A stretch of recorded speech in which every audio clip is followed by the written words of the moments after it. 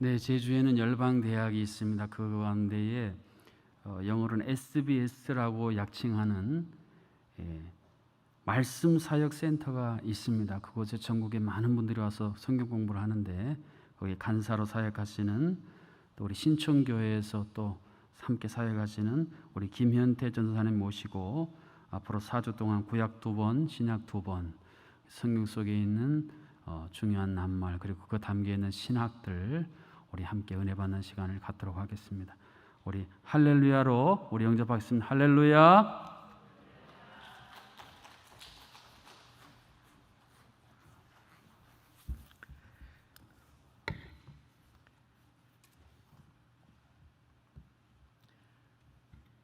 네, 여러분 반갑습니다. 아름다운 오후입니다. 처음 저를 보시는 분들 항상 저의 외모에 대해서 궁금해 하셔서요 말씀드리도록 하겠습니다. 원래 일찍부터 머리가 빠지기 시작해서요 머리를 잘 이렇게 가리고 다녔습니다. 그런데 제가 2004년도에 제주도에 왔는데 제주도에 뭐가 많아요? 바람이 많아요. 그런데 저희 집이 언덕 쪽에 있었습니다. 언덕에서 내려오는데 여지없이 바람이 불어요. 그래서 아침에 잘 붙여놨던 머리가 다 헝클어져서 어쩔 수 없이 머리를 밀었습니다. 머리를 밀고 났더니 아내가 털이 얼굴에 어디에는 있어야 되지 않겠냐, 그래서 수염도 기르게 됐습니다. 저는 어머니가 초등학교 5학년 때 뺑소니차에 치여서 돌아가셨습니다. 그리고 아버지는 중학교 1학년 때 오토바이 사고로 돌아가셨죠. 제가 이제 중학교 1학년 때부터 3살 많은 누나와 함께 둘이서 살았습니다. 지금 저의 키가 중학교 1학년 때 키거든요. 중학교 때 술도 마시고 오토바이도 타고 싸움도 많이 했습니다. 그러다가 중학교 3학년 때 하나님을 인격적으로 만나게 됐습니다. 예수님께서 저를 사랑하신다고 하는 것 늘 들어서 너무나 식상했던 그런 말이었는데 가슴으로 와 닿았습니다. 여러분들 하나님 사랑하십니까? 저도 하나님 너무너무 사랑합니다. 하나님께서 우리를 너무 사랑하셔서 하나님의 그 사랑의 편지를 우리에게 주셨는데 바로 여러분들이 가지고 계신 성경입니다. 오늘부터 4일간 우리가 너무나 사랑하시는 하나님께서 우리에게 사랑의 편지로 주신 이 성경 더 재미있게 또 쉽게 읽을 수 있도록 조금이나마 도움이 될 수 있는 그런 시간들 되었으면 좋겠습니다. 제가 창세기 1장부터 쭉 읽다 보니까 어떤 말이 계속해서 반복적으로 나오는 단어가 있습니다. 어떤 단어죠? 좋았더라 라고 하는 단어가 계속해서 반복적으로 나옵니다. 제가 창세기 1장을 읽으면서 좋았더라 좋았더라 좋았더라 나오는데요 눈물이 나는 거예요. 하나님 좋으셨어요? 하나님이 좋으셨다니까 저도 좋습니다.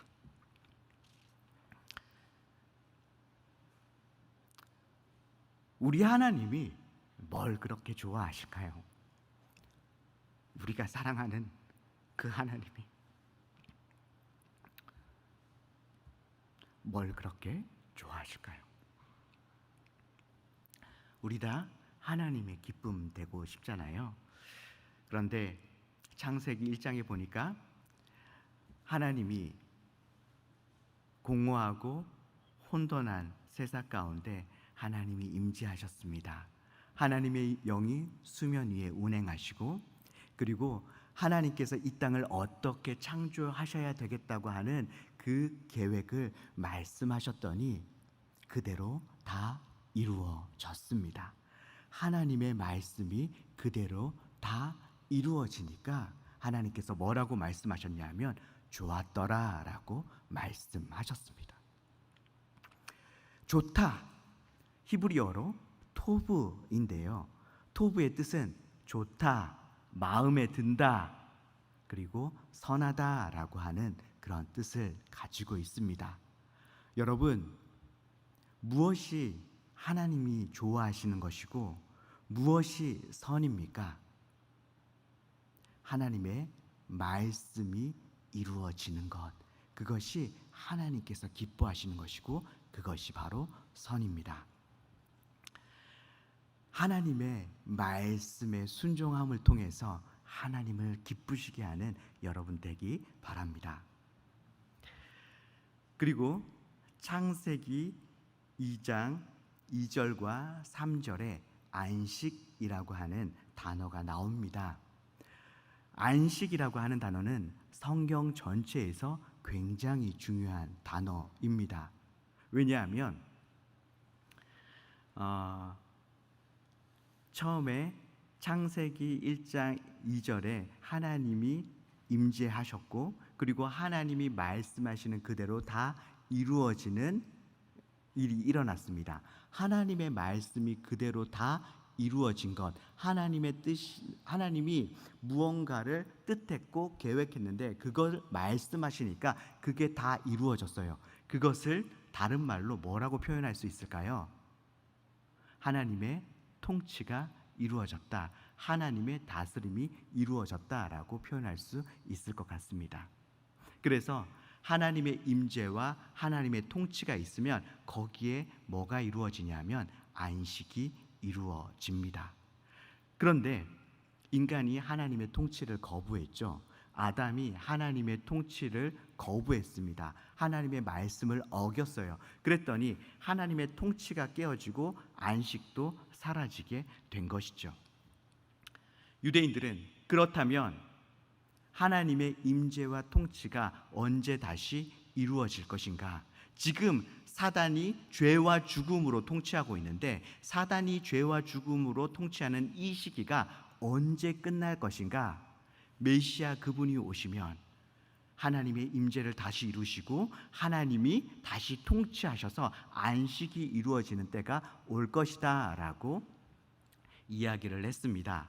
자, 그래서 메시아가 오셔서 하나님의 임재를 이루고 하나님의 통치를 이루어서 안식이 다시 회복되는 그때를 유대인들이 기다렸겠죠. 그런데 그때를 막 기다리면서 그때를 얘기하면서 어떻게 지금 제가 얘기한 게 너무 길잖아요.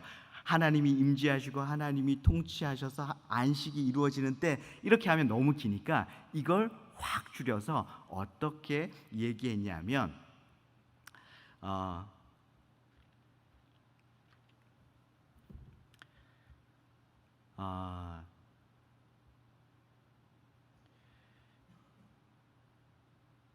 네, 갑자기 생각이 안 납니다.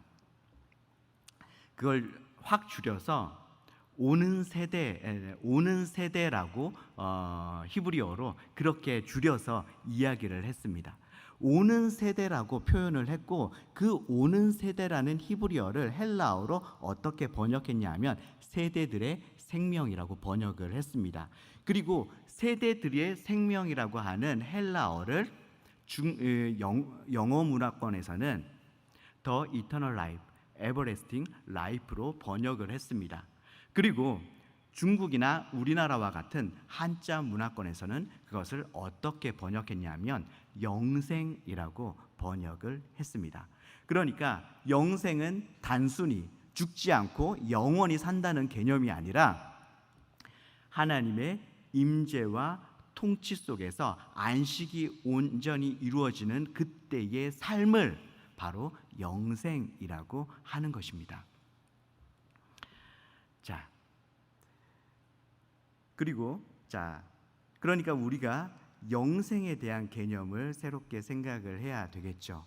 복음서에서는 이 개념을 마태복음에서는 하나님 나라, 천국이라고 표현을 했고 마가복음이나 누가복음에서는 하나님 나라, 그리고 요한복음에서는 영생이라고 표현을 한 것입니다. 표현은 다 다르지만 다 어떤 거예요? 하나님이 임재하시고 통치하셔서 안식이 이루어지는 그때를 표현한 그런 표현이다라고 하는 것입니다.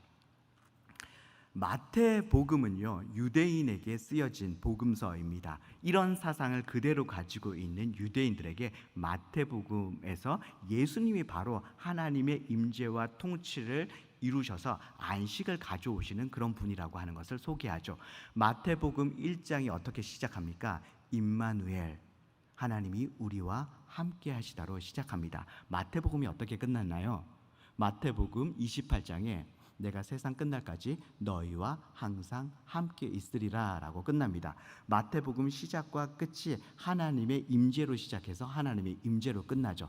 그 다음에 마태복음 2장에 유대인의 왕으로 오시는 이, 그리고 예수님이 죽으실 때 마태복음 27장에 이 십자가의 그 죄패에 뭐라고 붙어 있었냐면 유대인의 왕 예수라고 붙어 있었습니다. 그러니까 2장과 27장이 또 뭘로 묶여요? 왕, 통치자로 묶입니다. 1장과 28장, 2장과 27장이 하나님의 임재와 통치자라고 하는 그런 주제로 마태복음이 두 번 묶이죠. 자, 하나님의 임재와 통치를 이루면 뭐가 이루어집니까? 안식이 이루어집니다. 마태복음 11장과 12장은 예수님이 어떤 분이신지에 대해서 집중적으로 이야기하고 있는 그런 장입니다. 마태복음 12장과 11장과 12장은 하나의 구조, 교차대칭 구조라는 데칼코마니처럼 이 그림을 딱 접으면 양쪽으로 똑같은 그림이 생겨나잖아요. 대칭이 좌우 대칭이 이루어지는데 이 마태복음 11장과 12장이 그런 구조예요. 그러면 이런 구조에서는 어떤 부분이 강조되고 있는 부분이냐면 가운데 부분이 강조되는 부분입니다. 마태복음 11장과 12장의 가운데 부분에 어떤 내용이 나와 있냐면 예수님이 바로 안식일의 주인이라고 하는 내용이 나와 있어요. 수고하고 무거운 짐진 자들아 다 내게로 와라. 내가 너희들에게 쉼을, 안식을 주겠다라고 말씀하고 계시죠. 그러니까 마태복음은 구조적으로 바로 하나님의 임재를 이루고 하나님의 통치를 이루어서 우리에게 안식을 주는 바로 그 메시아가 바로 예수 그리스도다라고 하는 것을 얘기해 주고 있습니다. 자, 그 다음으로 창세기 1장 26절로 한번 넘어가 볼까요? 거기에 보면 모양과 형상이라는 단어가 나와 있습니다. 신약적으로 모양과 형상이 어떤 의미인지에 대해서 신학자들마다 여러 가지 이야기를 내놓습니다. 그런데 성경을 공부하는 데 있어서 첫 번째 원칙은 어떤 단어의 의미를 성경 사전이나 이런 것들 찾기 전에 먼저 우선하는 것이 있는데 이 단어가 그 성경, 창세기면 창세기 안에서 어떻게 사용되었는지 먼저 보는 것이 성경 연구의 첫 번째 원칙입니다. 그 다음에 다른 성경에서 어떻게 이 단어가 쓰이고 있는지 그 다음에 해야 될 것이 원어를 보고 이렇게 이제 하는 건데요. 모양과 형상, 창세기 1장 26절에 모양과 형상이 어떤 의미일까? 하나님이 우리를 모양과 형상으로 만들었다고 하는데 이게 어떤 의미일까?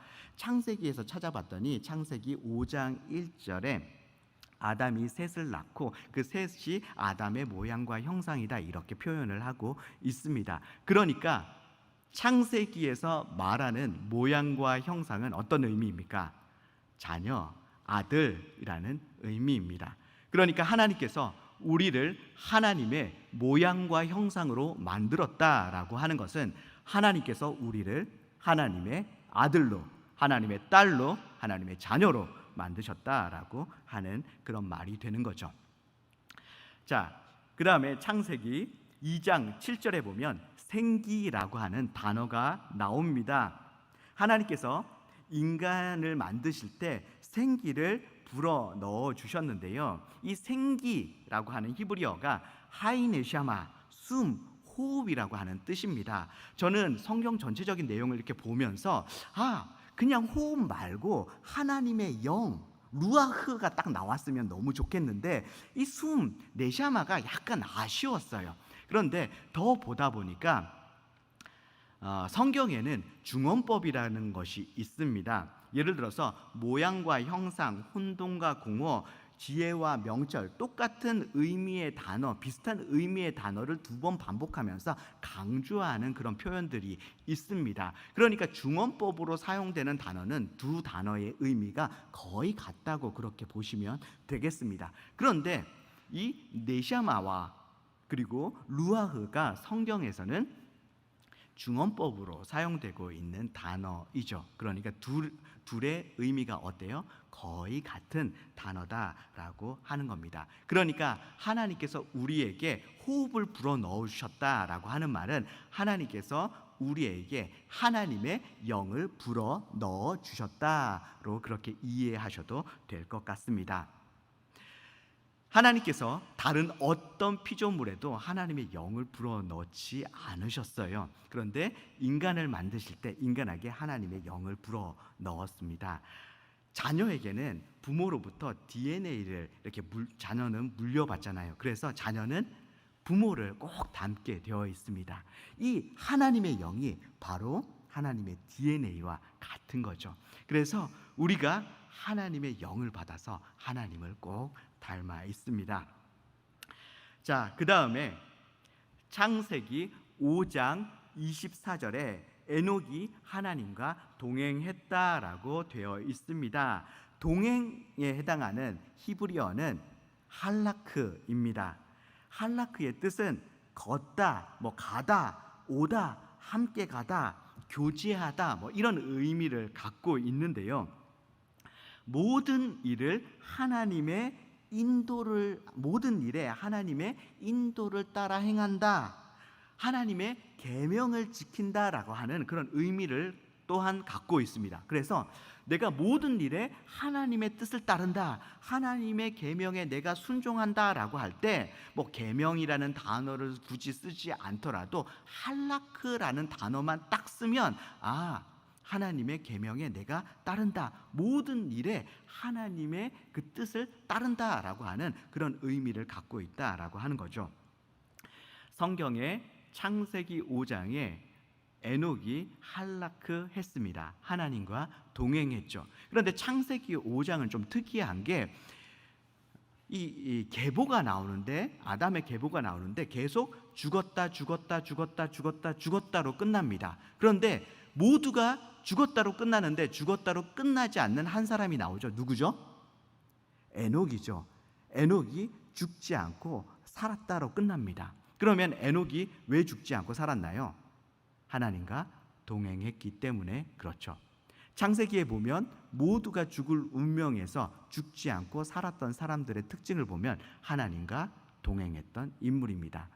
창세기 바로 다음 장 6장에 보면 또 모두가 죽을 운명에서 죽지 않는 사람이 나오죠. 누굽니까? 노아입니다.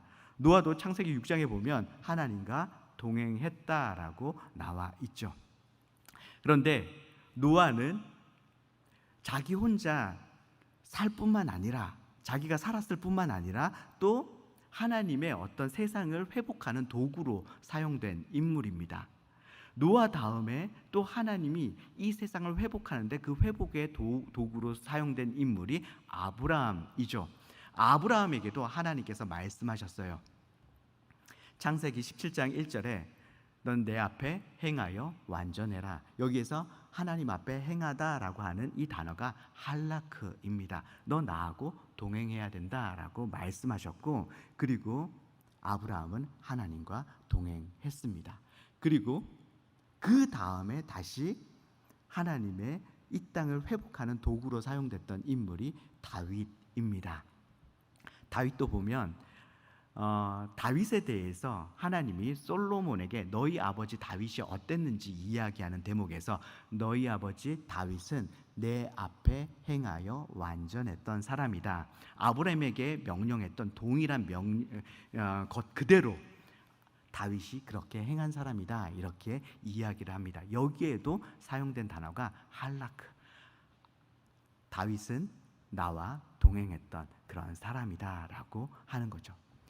구약 성경에서 모두가 죽을 운명에서 죽지 않고 살았던 사람, 그리고 하나님의 회복의 도구로 사용되었던 사람들의 특징이 있는데 그 특징이 뭐냐면 하나님과 동행했던 그런 사람들이었다라고 하는 것이죠. 여러분들도 하나님과 동행하는 여러분들 되시기를 바랍니다. 창세기 6장 2절에 보면 굉장히 좀 해석하기 어려운 내용이 하나 나옵니다. 하나님의 아들들이 사람의 딸들과 결혼했다라고 하는 내용인데요. 이게 성경에서 좀 악명 높기로 유명한 구절입니다. 여기서 문제는 뭐냐 하면 하나님의 아들이 누구냐, 그리고 사람의 딸이 누구냐라고 하는 것이죠. 어떤 사람은 이 하나님의 아들이 뭐 천사다, 왕족이다, 어떤 지주다 이렇게 이야기하기도 하는데요. 문맥을 고려했을 때 가장 합당한 해석은 이 하나님의 아들은 바로 앞에 나오는 창세기 5장에 아담에서 셋으로 이어지는 그 아담의 계보, 언약의 계보에 속한 사람들을 말하는 것으로 볼 수 있고요. 사람의 딸들은 그 앞에 4장에는 또 타락의 계보, 가인의 계보가 쭉 나오거든요. 그 가인의 계보, 타락의 계보에 속한 사람들을 표현한 것으로 볼 수가 있을 것 같습니다. 이것이 가장 문맥적으로 봤을 때 타당한 해석으로 보입니다. 자, 그 다음에 창세기 11장 3절 바벨탑을 만드는 내용이죠. 그런데 역청으로 진흙을 대신했다라고 되어 있습니다. 바벨탑을 만드는데 그때 당시에 뭔가 건축할 때 벽돌과 벽돌을 붙일 때 진흙을 사용했는데 진흙을 사용하지 않고 역청을 사용했다라고 되어 있어요. 역청이 뭡니까? 노아의 방주, 노아가 방주를 만들 때 방수 재료로 사용했던 것이 역청입니다. 나중에 시간이 지나고 나서 모세를 갈대 바구니에 담아서 강에 띄워 보낼 때 그 갈대 바구니에 발랐던 것이 역청이죠. 그런데 지금 바벨탑을 만드는데 방수 재료를 바르고 있습니다. 이게 무슨 의미일까요? 바로 앞에 어떤 사건이 있었죠? 홍수 사건이 있었습니다. 노아의 홍수가 있었잖아요. 그때 하나님께서 다시는 물로 세상을 심판하지 않겠다고 말씀하셨습니다. 그런데 이들은 하나님을 믿었나요? 안 믿었나요? 하나님의 그 말씀을 믿지 않은 거죠. 홍수에 대한 대비책으로 바벨탑을 만들었다라고 하는 것을 우리가 짐작해 볼 수 있는 대목입니다. 창세기 38장 8절 부분에 보면 아우된 본분이라고 하는 내용이 나옵니다. 아우된 본분, 이게 뭘 의미하는가? 계대 결혼을 의미합니다. 계대 결혼은 신명기 25장 5절에서 10절에 쭉 나오는데 형제가 대를 이을 자녀가 없이 죽었을 때 형제는 그 형수에게 씨를 주어 가지고 형의 대를 이을 수 있는 아이를 낳게 해주는 겁니다. 그런데 이 창세기 38장에 보면 오난이 형수에게 씨를 주지 않습니다. 오난이 왜 형수한테 씨를 주지 않았을까요? 장자는요 유산의 3분의 1을 받습니다.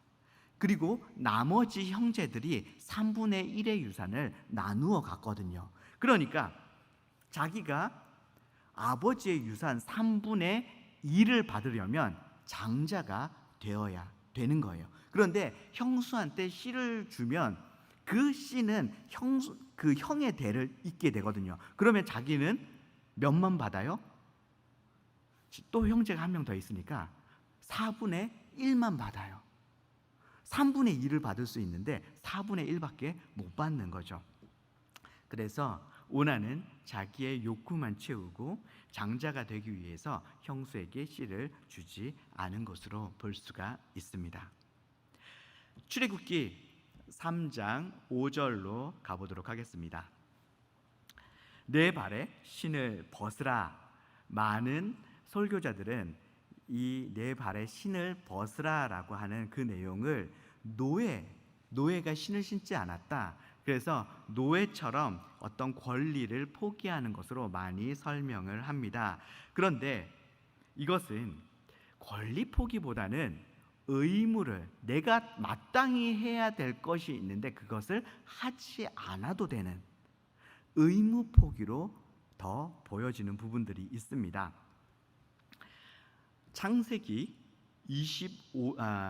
신명기 25장에 보면요, 계대 결혼에 대한 의무가 나오는데, 계대 결혼의 의무를 이행하지 않을 때, 나는 계대 결혼의 의무 이행하지 않겠어 라고 할 때, 그걸 어떤 식으로 표현을 했냐면 신발을 벗는 것으로 표현을 했습니다. 그래서 나중에 룻 때도 보면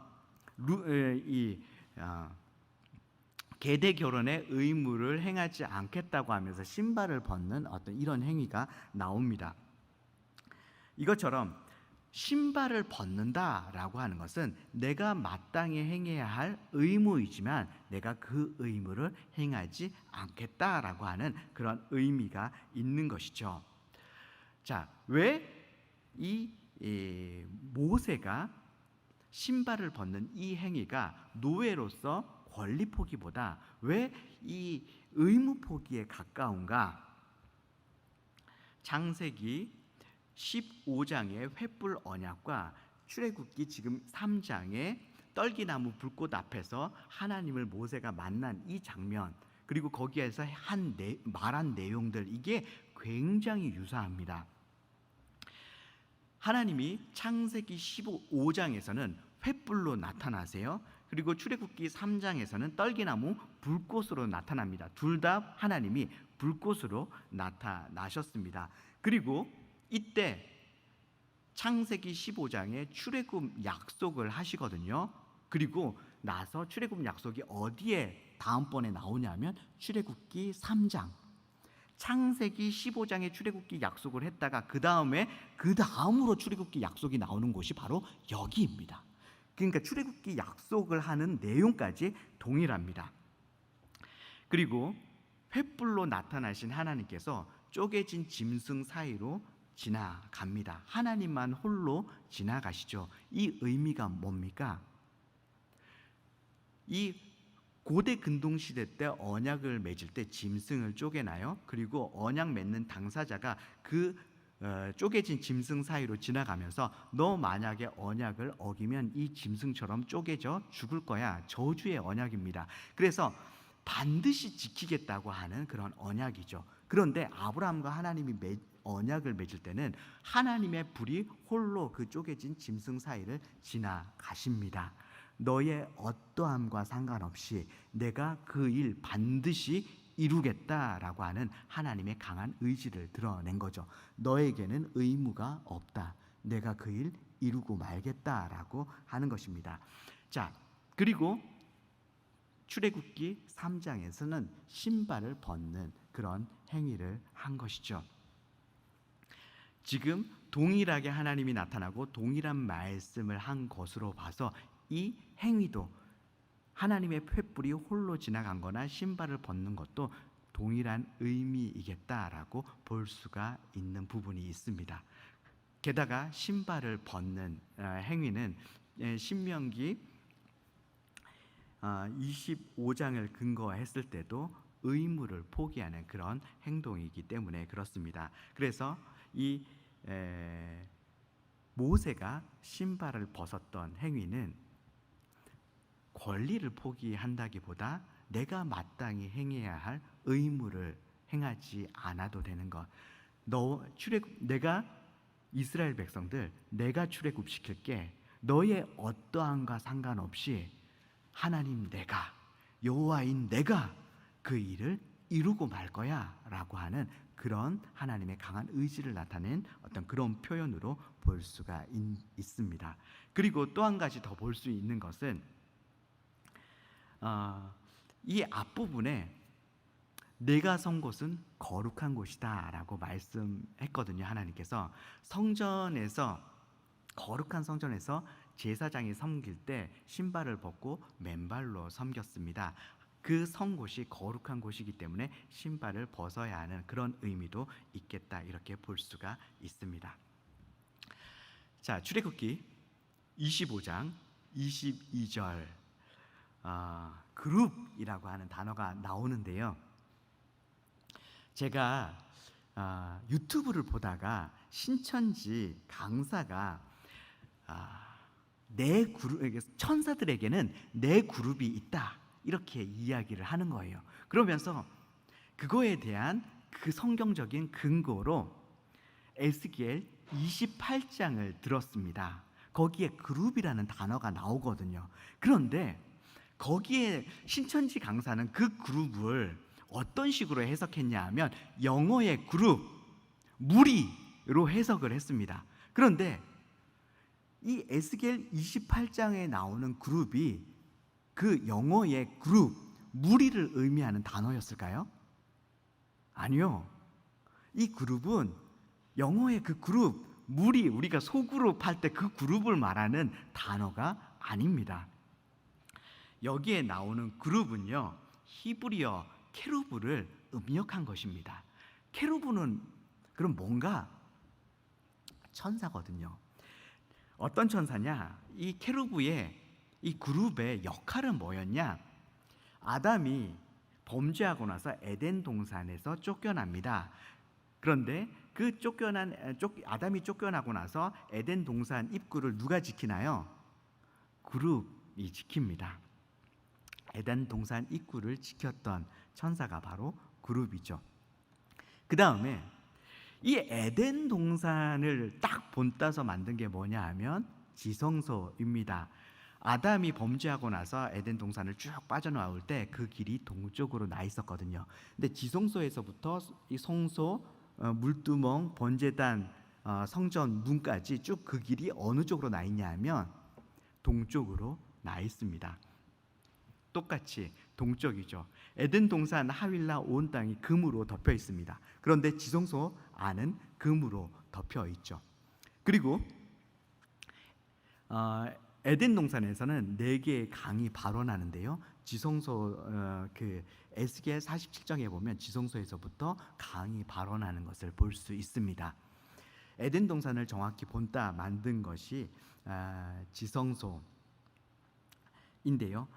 그 지성소, 성막 쪽에서 지성소 쪽을 바라보면 휘장이 있는데, 지성소를 가리고 있는 휘장이 있는데, 그 지성소 휘장에 뭐가 수놓아져 있냐면 그룹이 수놓아져 있습니다. 에덴 동산 입구에 그룹이 지켰던 것처럼 지성소를 맡고 있는 휘장에도 그룹이 수놓아져 있는 것을 보게 되죠. 그러니까 그룹의 첫 번째 역할은 하나님의 거룩한 것을 지키는 그런 역할을 하고 있고요.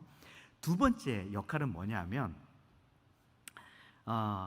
이 언약궤가 있습니다. 언약궤 안에 십계명 2돌판이 들어있잖아요. 언약궤는 상자인데 언약궤 상자 위 가운데 부분을 속죄소라고 부릅니다. 하나님의 죄가, 이스라엘 백성들의 죄가 속하여지는 장소라고 해서 속죄소라고 부르기도 하고요. 이 속죄소 양쪽, 언약궤 뚜껑 위에 속죄소 양쪽 위에 그룹이라는 천사가 날개를 이렇게 쭉 펴고 있어요.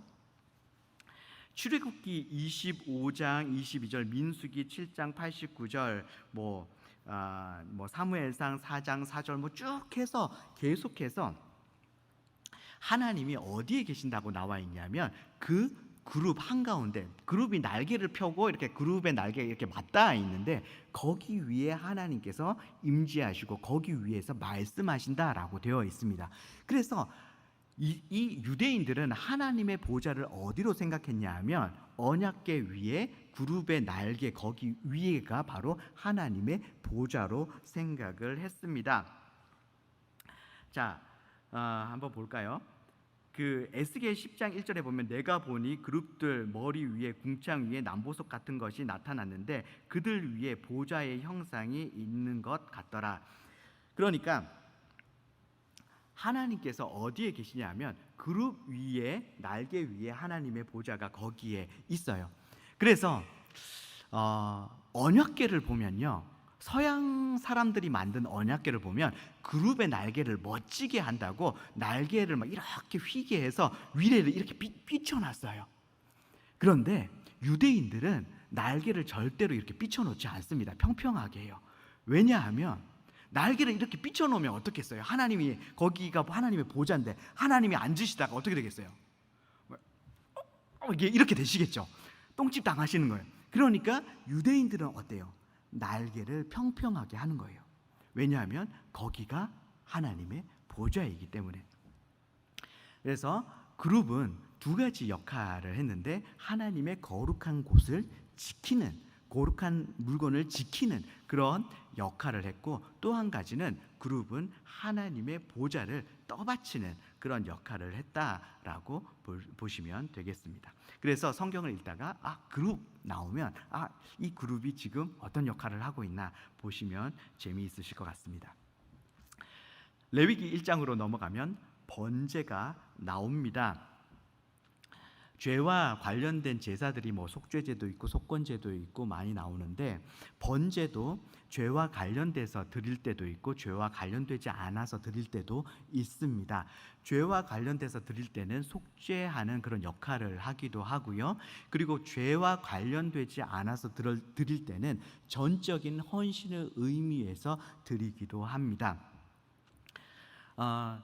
상번제, 아침 저녁으로 제사 드릴 때도 번제를 드렸죠. 상번제를 보면 이스라엘 백성들이 성전 앞에 나와서 기도하고 있으면 제사장이 성소 안으로 들어가서 하나님께 분향하고 기도하고 나서 성소 밖으로 나와서 백성들을 축복해 줍니다. 그러면 백성들은 축복받고 아침에 상번제를 드리면 축복받고 일터로 나가고 이렇게 하는 거죠. 그러니까 상번제 시간에 백성들이 뭘 하는 거예요?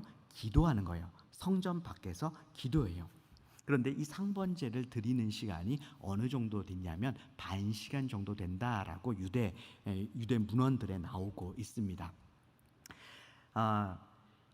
계시록 8장 1절에 보면 하늘이 반 시간쯤 고요했다, 이런 표현이 나옵니다. 이게 뭘까요? 반 시간이 뭘 드리는 시간이라고 했죠? 상번제 드리는 시간. 상번제 드리는 시간이 반 시간 정도 된다고 하는 거예요. 상번제 드릴 때 뭘 했다고요? 기도했다고요. 백성들이 기도했거든요. 그러니까 기도하는 그 시간, 하늘이 어땠다고 말하는 거예요? 고요했다라고 얘기하고 있습니다.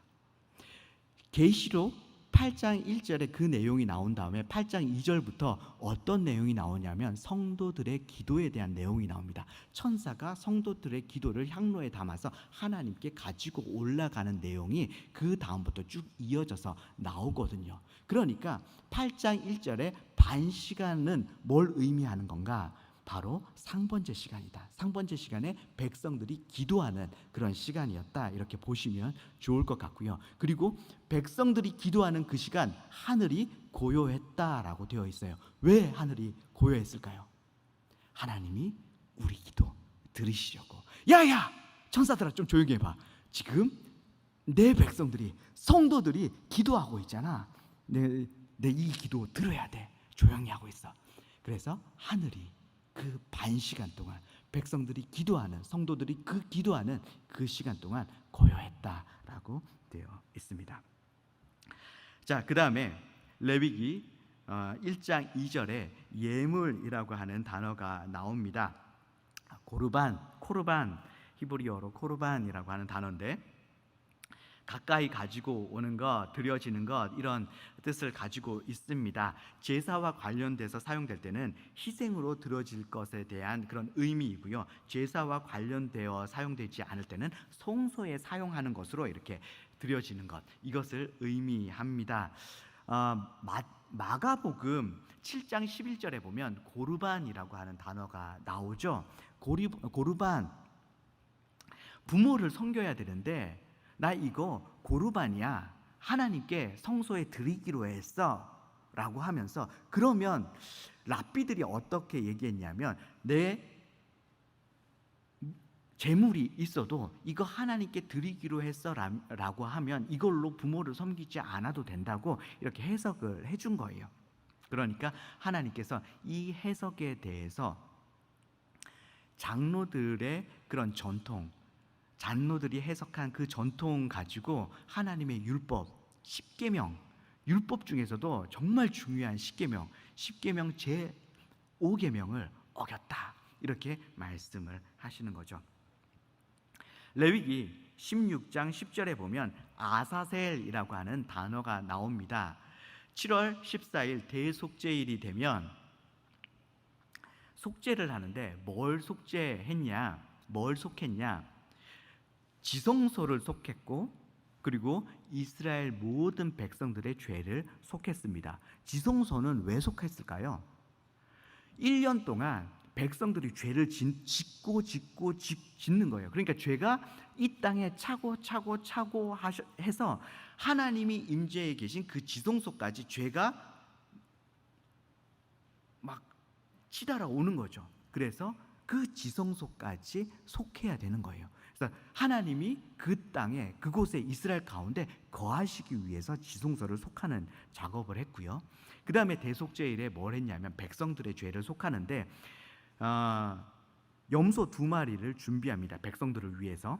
한 마리는 속죄 죄를 드리기 위해서, 잡아 죽이기 위해서 한 마리를 준비하고, 한 마리는 아사셀이라고 해서 광야로 떠나보는 그런 염소를 위해서 준비를 합니다.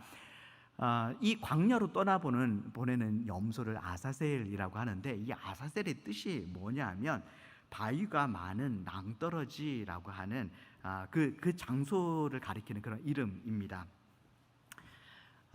이게 의미가 뭐냐면 우리의 죄를 멀리 광야로 보내서 다시는 돌아올 수 없는 낭떠러지를 떨어뜨려 보내는 거죠. 그래서 우리의 죄가를 멀리 하시고 다시는 기억하지 않는, 완전히 소멸시켜 버리는 어떤 그런 의미를 갖고 있습니다. 자, 그래서 아사셀은 그런 의미로 보시면 되겠고요. 민수기 13장 33절에 보면 네피림의 후손 아낙 자손이라고 하는 표현이 나옵니다. 네피림은 홍수 심판 때 다 진멸당해 죽었거든요. 그래서 민수기 13장 33절에 아낙 자손이 네피림의 후손이다. 이거 생물학적으로는 불가능한 그런 표현입니다. 혈통적으로는 아낙 자손이 네피림의 후손일 수가 없습니다.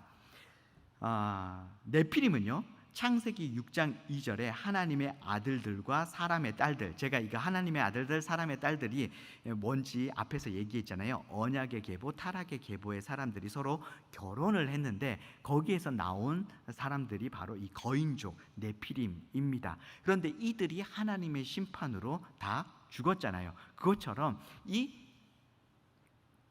아낙 자손도 하나님의 심판으로 죽게 될 거다라고 하는 그런 의미로 이렇게 표현하고 있는 것으로 볼 수가 있습니다. 왜냐하면 이스라엘 사람들이 아낙 자손을 너무너무 두려워했어요. 가나안 정복을 가데스 바네아에서 포기한 이유가 뭔지 아십니까? 정탐꾼들이 우리가 거기서 아낙 자손을 봤다라고 하니까 백성들이 그 자리에서 울며 불며 통곡하면서 가나안 땅 정복하기를 포기했습니다. 이스라엘 백성들이 아낙 자손을 너무너무 두려워하는 거예요. 그런데 하나님께서 말씀하시는 건 뭐냐면 아낙 자손 두려워하지 말아라.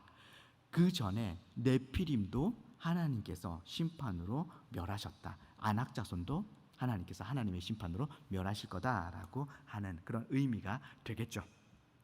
신명기 7장 2절에 보면 가나안 족속들을 진멸할 것에 대해서 말씀하고 있습니다.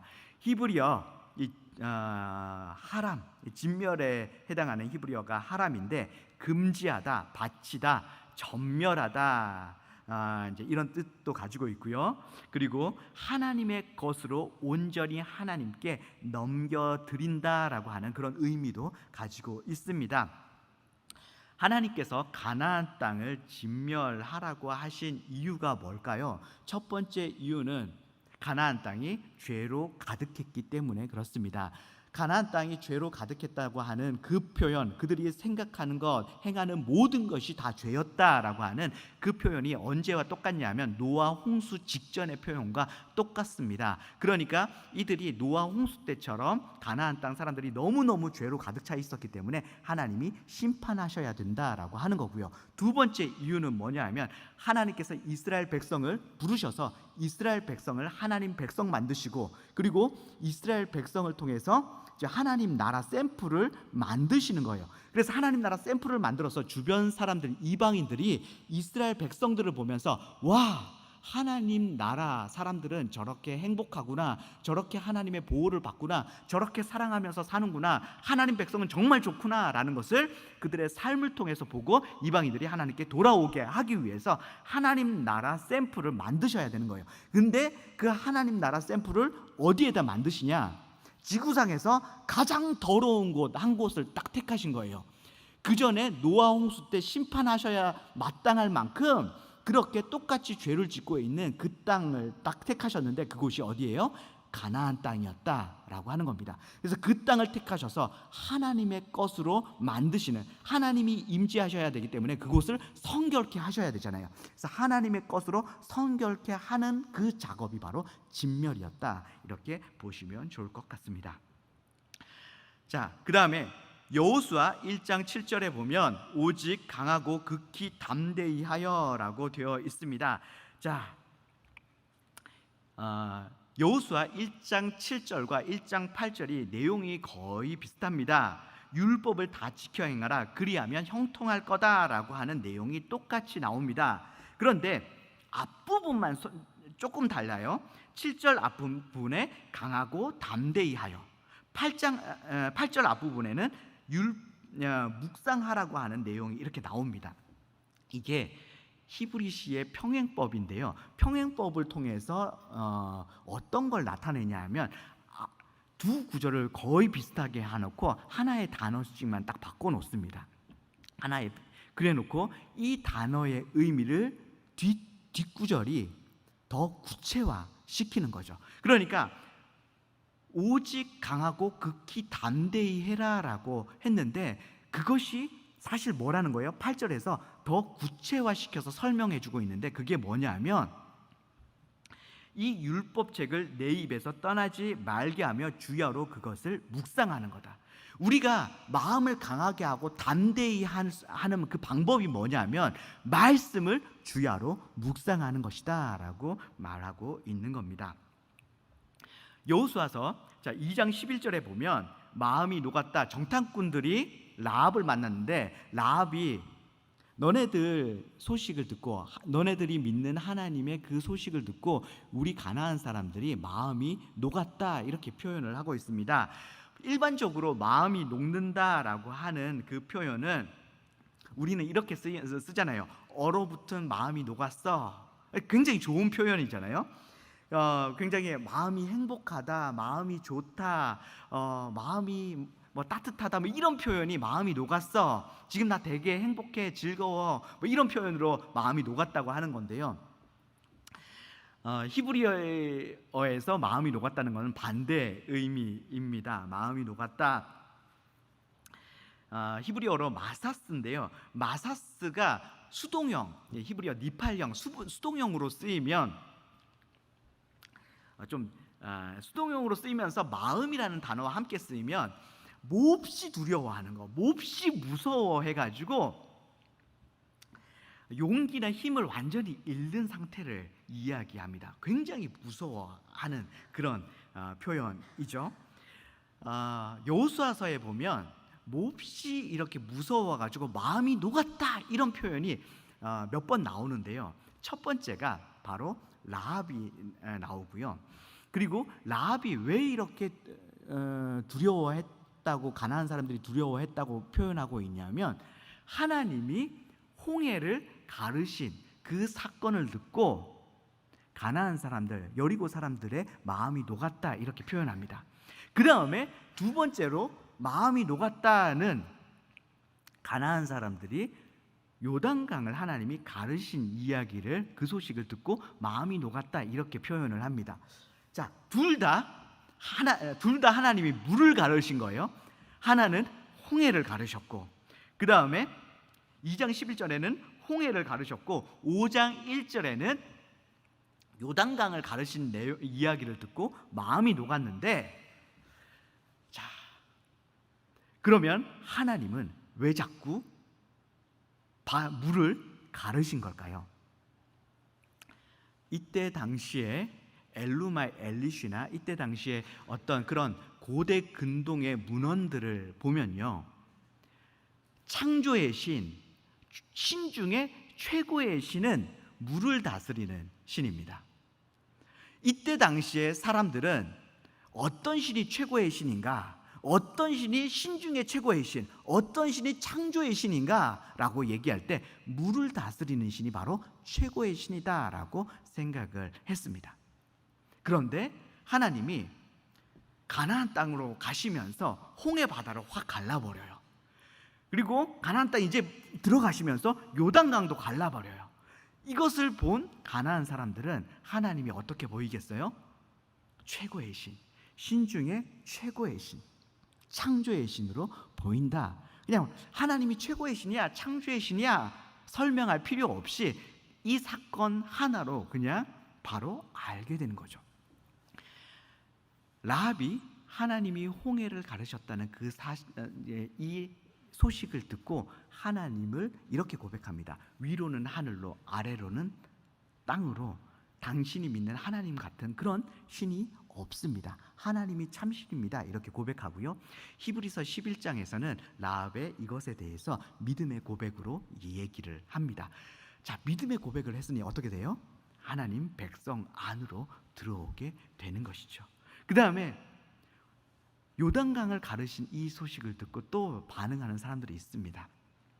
요단강을 가르고 이 이스라엘 백성이 점점 진군에 들어오니까 기브온 족속이 거짓말을 해서라도 이스라엘 백성 되고 싶어서 찾아옵니다. 그들이 나중에 이스라엘 백성 안으로 들어오게 되고 성전을 섬기는 사람들이 되고, 그리고 나중에 성전 재건할 때도 이들이 함께하고, 나중에 요시야가 2차 포로 귀환을 할 때 느디딤 사람들이 없어서, 레위인들이 없어서 포로 귀환을 중단하고 그 사람들을 찾아서 오는데요, 이 느디딤 사람들의 대부분이 누구냐 하면 바로 기브온 사람들입니다. 그러니까 그 어떤 사람들보다 더 하나님 백성 안으로 들어오게 됐죠.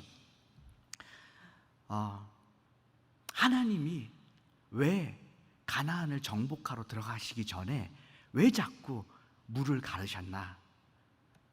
이것 때문입니다. 라합이 하나님께 돌아오고, 지금이라도 나 이제 너희들 심판하러 들어간다, 지금이라도 회개하고 나 믿고 내 앞에 나와라 라고 하시는 거예요. 하나님께서 주시는 마지막 기회였던 겁니다. 그래서 하나님 자신을 자꾸 가나안 족속들에게 보여주시는 거예요. 그래서 그 결과로 라합이 하나님 백성 되고, 그 다음에 기브온 족속이 하나님 백성 안으로 들어오게 된 것이죠. 자, 그 다음에 여호수아 14장 6절과 14절에 보면 그니스 사람 갈렙이라는 표현이 나옵니다.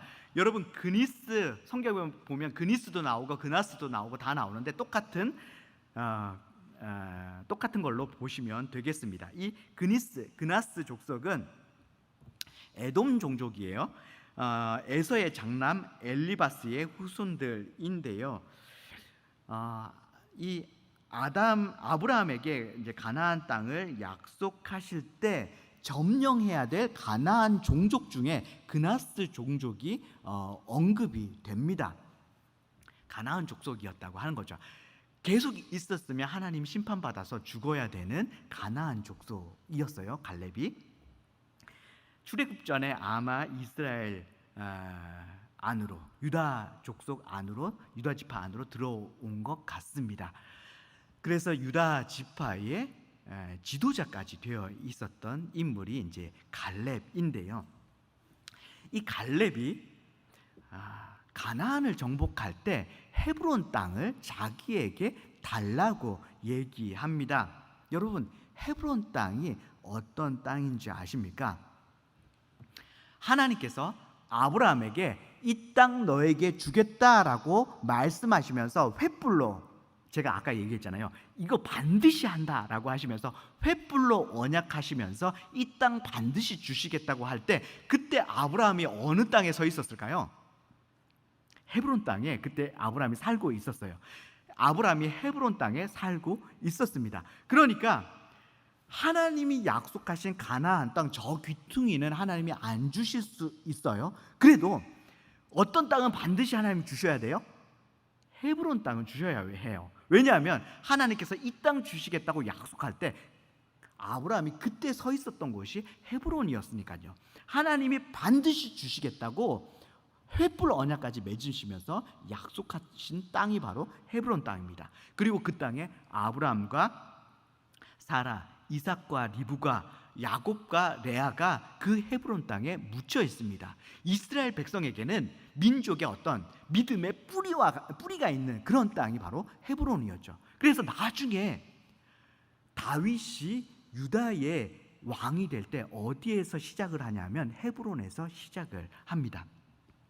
나중에 압살롬이 반기를 들 때도, 반역을 일으킬 때도 헤브론에서 이제 반기를 드는 거죠. 어쨌든 이스라엘 백성에게는 굉장히 의미 있고 중요한 땅이 헤브론이었습니다. 그런데 가나안 정복할 때 어느 지파의 사람들도 헤브론 땅을 자기에게 달라고 하는 사람이 없었습니다. 왜였을까요?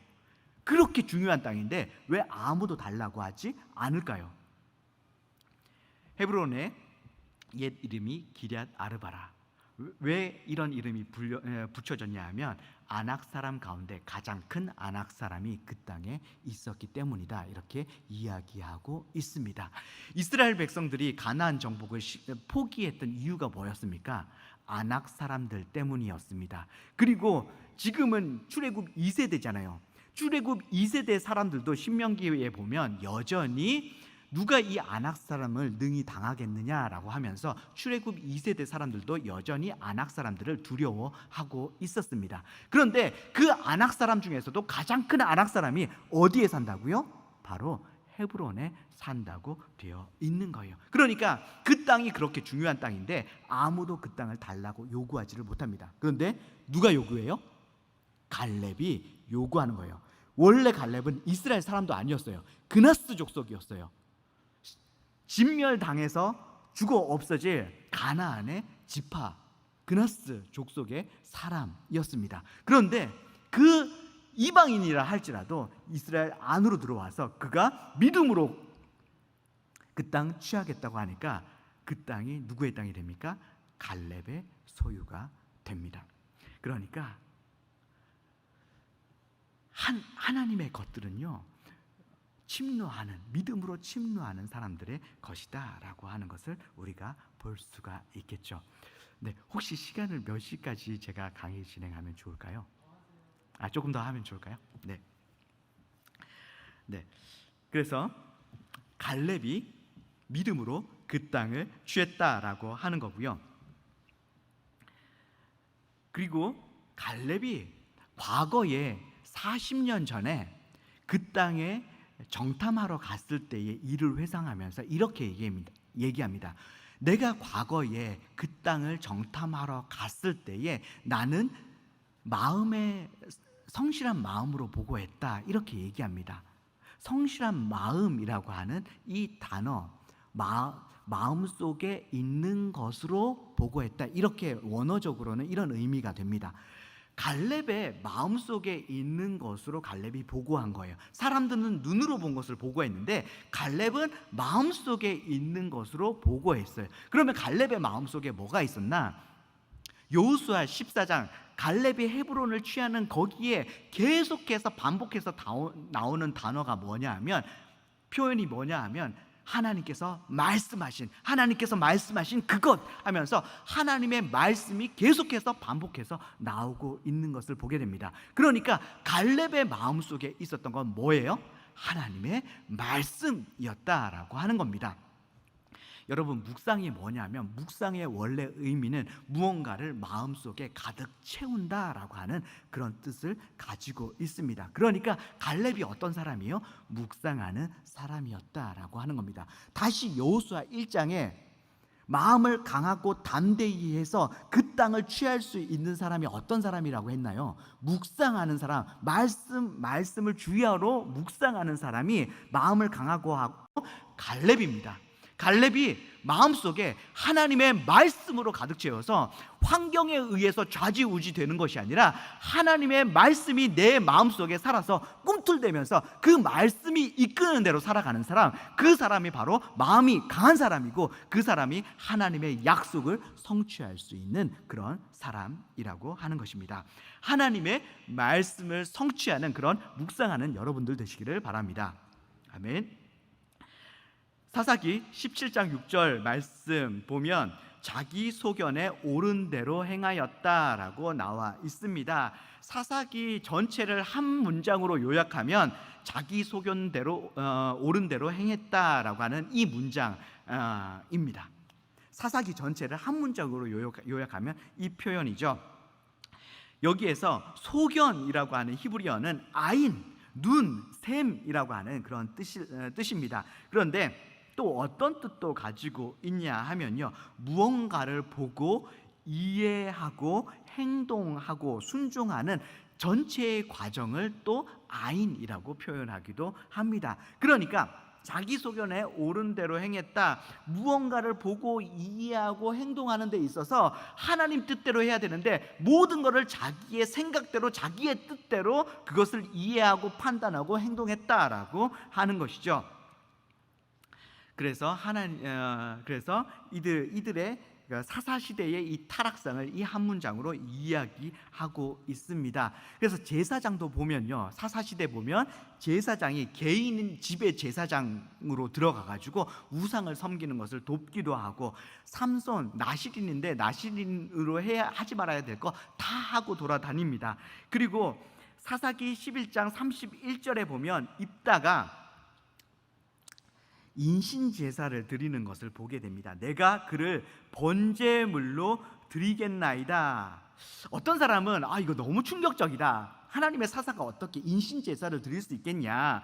여기서 내가 그를 번제물로 드리겠다. 그가 동물이 아니겠느냐.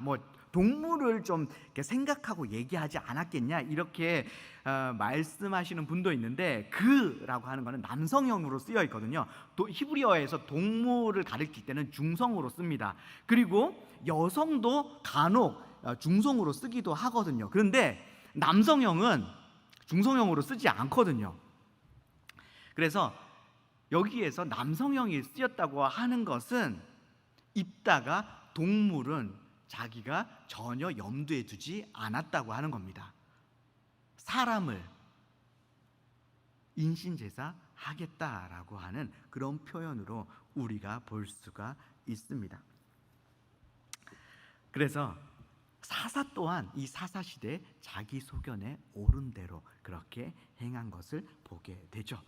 자, 사무엘상 4장 21절에 보면 이가봇, 엘리 제사장의 손자가 태어났는데 이가봇 영광이 없다, 하나님의 영광이 떠나가는 일이 일어납니다. 히브리어 이가봇, 이와 카보드의 합성어예요. 이의 의미는 좀 명확하지가 않고 카보드는 영광이죠. 근데 어떤 분들은 이가 이 의문문이다. 어디라고 하는 의문문. 그래서 영광이 어디? 이렇게 수사적 의문문으로 영광이 어디에 있어? 영광이 없어라고 하는 그런 의미로 쓰였다, 이렇게 얘기하기도 하고, 감탄사로 이가 감탄사로 영광이 사라진 것에 대한 어떤 그런 감탄사로 이렇게 표현할 이제 그런 의미일 거다, 이렇게 보기도 하는데, 어쨌든 의미는 영광이 없다, 이가봇 영광이 없다, 이런 의미입니다. 사사시대 때 자기 소견에 옳은 대로 하나님의 뜻대로 행하는 것이 아니라 자기 소견에 옳은 대로 행하니까 하나님의 영광이, 하나님의 임재가 그들에게서 떠나가는 그런 일들이 일어났다라고 하는 겁니다. 사무엘상 28장 1절에서 19절에 신접한 여인이 사무엘을 불러 올리거든요. 이게 누구냐? 이것도 좀 성경에서 학자들이 해석하기 좀 어려워하는 부분들이기도 하는데요. 여기에 보면 여기 이 술법이라고 하는 단어가 나오는데 여기에 해당하는 히브리어가 카삼입니다. 점치다, 복술하다라고 하는 단어입니다. 사무엘상 15장 23절에 사울 왕이 불순종하니까 그거에 대해서 사무엘이 뭐라고 얘기하냐면 이 불순종하는 죄는 이 복수라는 죄, 점치는 죄와 같다 이렇게 사무엘이 얘기합니다. 그것과 똑같은 표현이 이 지금 술법이라는 단어가 여기에 쓰였거든요. 그러니까 그런 하나님 앞에 어떤 죄 짓는 어떤 그런 술법을 통해서 사무엘 선지자를 불러 올렸다라고 하는 것이 말이 되지 않는 거죠. 하나님의 어떤 선지자가 어떤 술법에 의해서 그런 죄에 의해서 좌지우지 되지 않는다. 그렇게 볼 수 없다라고 하는 거고요.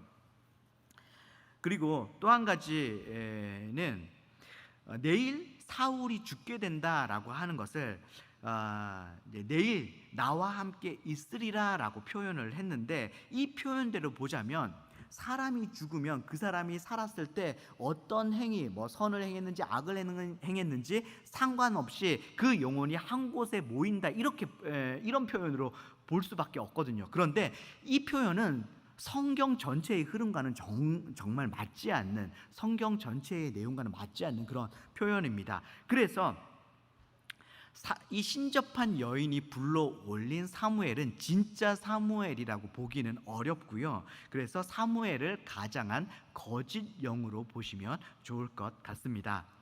사무엘하 24장 1절 말씀에 보면 여호와께서 다윗을 격동시키사라고 사무엘 하에는 나와 있습니다. 그런데 역대상에는 사단이 다윗을 충동했다라고 되어 있습니다.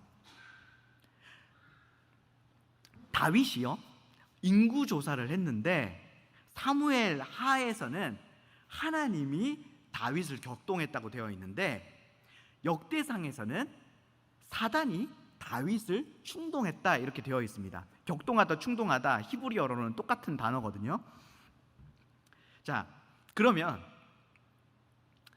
하나님이 충동시킨 걸까요? 아니면 사단이 충동한 걸까요? 뭘 말하는 건가? 히브리적 사고에서는요, 히브리인들은, 유대인들은 하나님의 섭리를 굉장히 강조합니다. 그래서 하나님의 섭리 안에서 하나님이 허용하신 것도 하나님이 하셨다, 하나님이 행하셨다 이렇게 표현을 합니다. 그러니까 하나님이 직접 다윗을 충동하지 않았다 할지라도, 하나님이 사단이 다윗을 충동하는 것을 그냥 내버려 두셨다 할지라도, 하나님의 섭리 안에서 그것을 허용하셨다 할지라도 성경에서 이렇게 하나님이 충동하셨다 이렇게 표현할 수 있다라고 하는 거고요. 자, 그렇다면 다윗의 입장에서는 하나님이 충동했으니까, 사단이 충동했으니까, 하나님이 허용하시고 사단이 충동했으니까 다윗은 죄가 없는가? 다윗에게는 어떤 책임이 없는가? 아닙니다. 야고보서 1장 14절 말씀에 보면 사람이 시험을 받는 것은 자기 욕심에 끌려 미혹되었기 때문이라고 되어 있거든요. 그러니까 아무리 사단이 충동하더라도 자기 마음에 욕심이 없으면 충동돼요? 안 돼요? 안 된다고 하는 거예요. 그런데 사단이 충동질하는 것에 충동되었다, 유혹에 넘어갔다라고 하는 것은 내 마음에 그런 욕심이 있었기 때문이다라고 하는 거죠. 그래서 다윗도 그 책임을 피할 수 없다라고 하는 겁니다.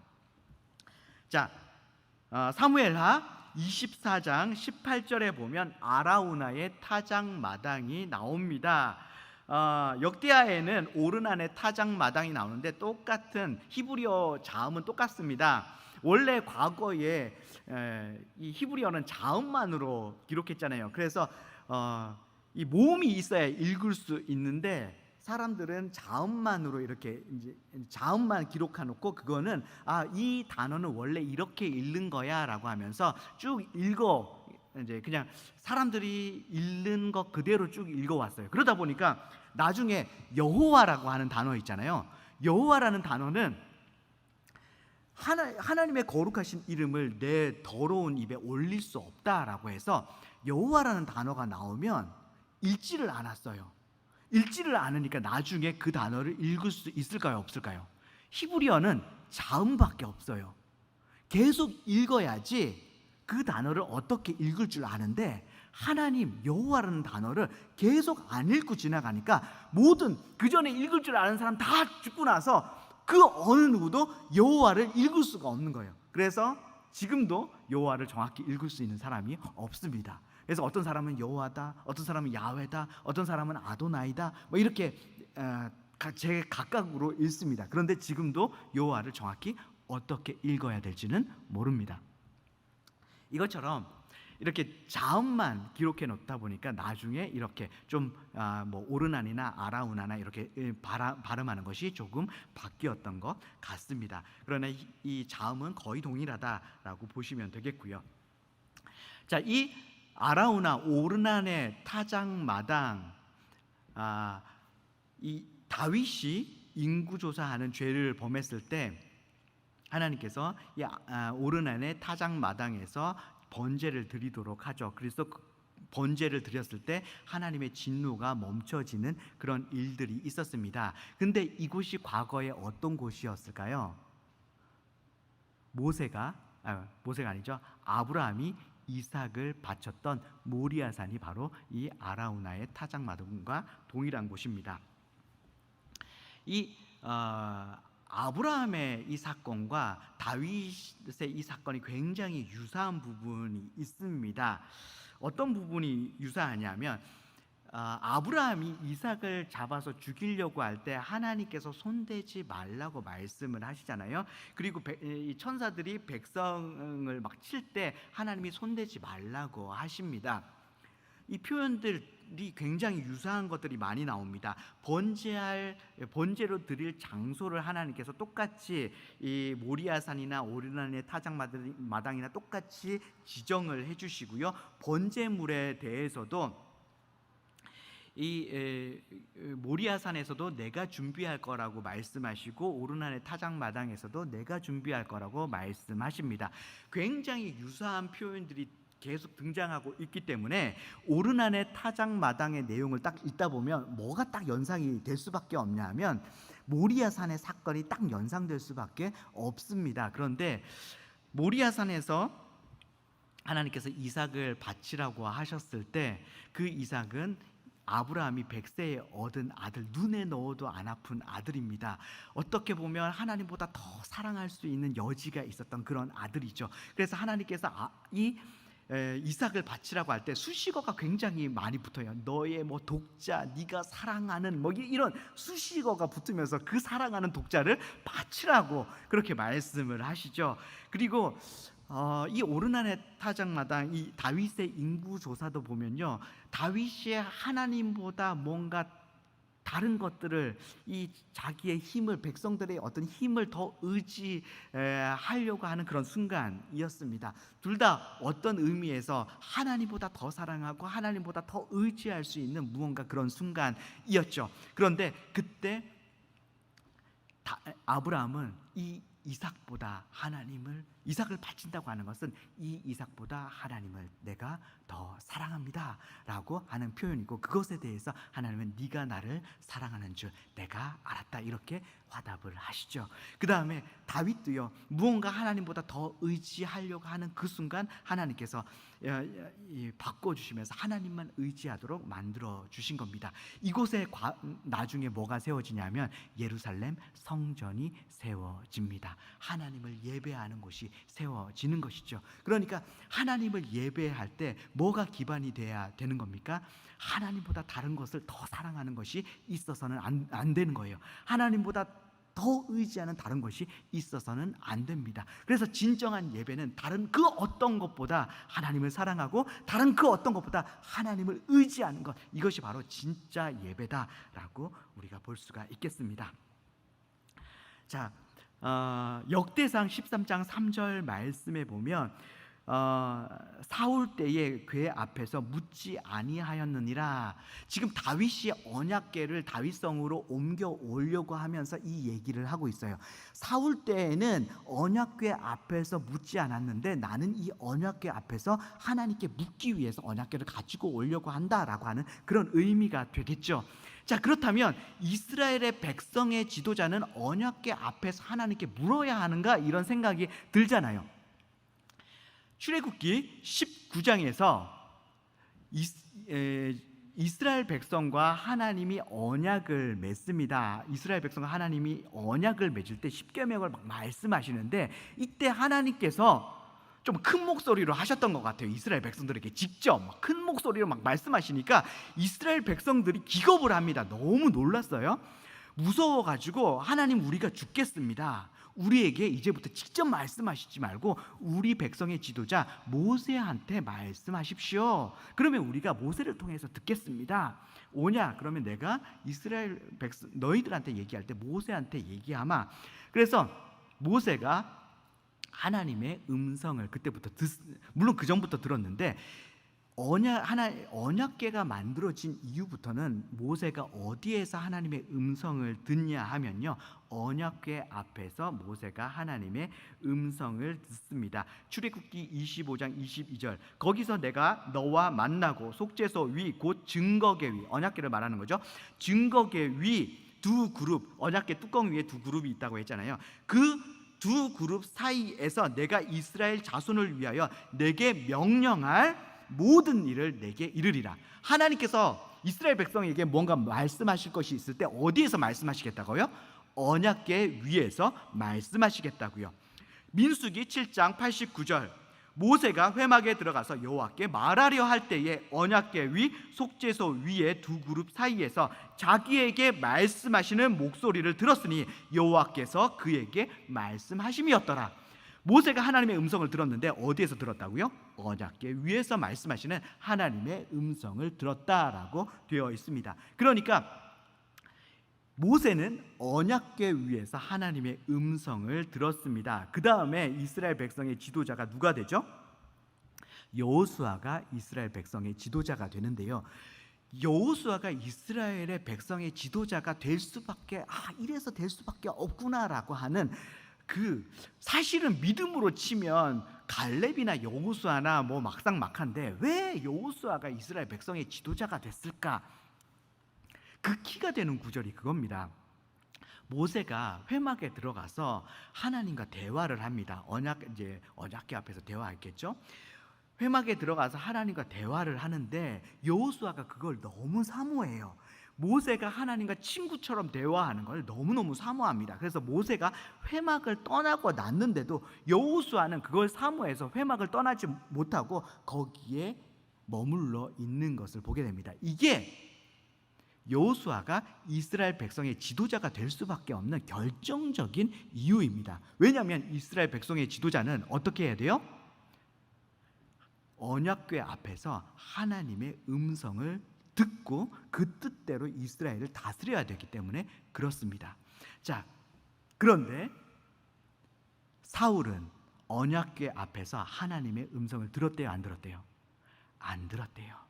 언약궤 앞에서 묻지 않았다라고 되어 있습니다. 사울이 왜 왕의 자리에서, 이스라엘의 지도자 자리에서 내려올 수밖에 없었나? 이 한 구절이 설명해주고 있는 거예요. 사울은 언약궤 앞에서 하나님께 하나님의 뜻을 묻지 않았다. 그런데 다윗은 어때요? 언약궤 앞에서 하나님의 뜻을 물으려고 언약궤를 지금 다윗성으로 가지고 오려고 한다라고 얘기하고 있는 겁니다. 다윗이 왜 위대한 왕인가, 왜 하나님 마음에 합한 왕인가라고 하는 것을 이 대목에서 볼 수가 있는 거죠. 하나님 뜻을 계속해서 구하고 하나님께 묻고 순종하는 그런 왕이었다라고 하는 겁니다. 자, 시간이 많이 지나간 것 같아서요. 남은 부분들은 다음 주에 계속 이어서 하도록 하겠습니다. 기도하고 마치도록 하겠습니다. 기도하겠습니다. 사랑하는 하나님, 너무나 귀한 영락교회에서 너무나 하나님께서 사랑하는 분들과 함께 하나님의 말씀을 나누었습니다. 하나님, 우리가 이 말씀을 더 사랑하게 하여 주시고 이 말씀대로 우리가 살게 하여 주시옵소서. 하나님, 갈렙이 그 말씀을 사랑해서 하나님의 말씀을 주야로 묵상하고 말씀에 가득 채우고 하나님 상황에 의해서 환경에 의해서 좌지우지 되지 않고 오직 그 마음속에 살아있는 그 꿈틀거리는 말씀이 이끄는 대로 살았던 그 갈렙이 하나님의 약속을 성취했던 것처럼 우리도 하나님의 말씀을 사랑하게 하여 주시고 하나님의 말씀대로 살아가게 하여 주시고 그래서 하나님의 그 약속을 하나님의 그 뜻을 이루는 삶 살게 하여 주시옵소서. 우리를 통해서 하나님의 그 말씀대로 사는 우리를 통해서 오직 하나님만이 드러나시고 하나님만이 보여지고 하나님만이 영광 받으시기를 간절히 소망합니다. 그렇게 일하실 주님의 이름으로 기도드립니다. 아멘.